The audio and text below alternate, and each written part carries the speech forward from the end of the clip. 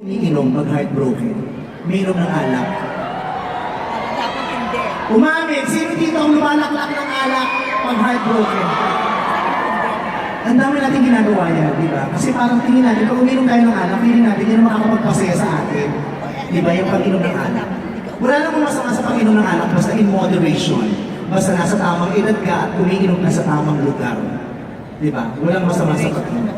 Pero hindi lahat ng alak pwede ninyong inumin.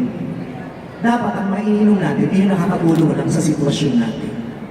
Kunyari, kung ang sitwasyon mo sa palagay mo ay lahat ng desisyon mo sa buhay ay mali, uminom ka ng Red Horse dahil ito ang tama.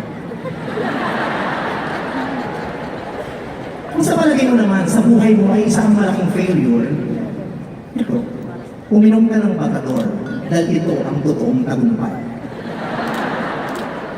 Kung ang bigat-bigat na ng pakiramdam mo, uminom ka ng Emperador, gawin mo light.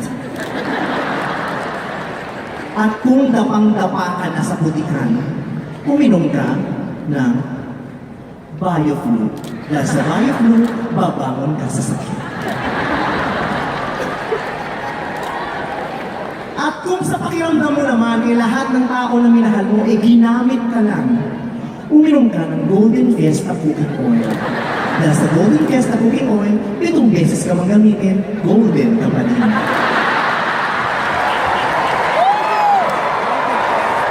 At kung sa paniniwala mo, lahat ng lalaking nagtaan sa buhay mo, ginamit lang ang katawan mo. Uminom ka ng Joy.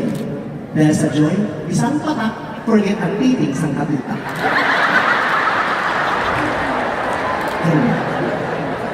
Yan ang mga inumin natin.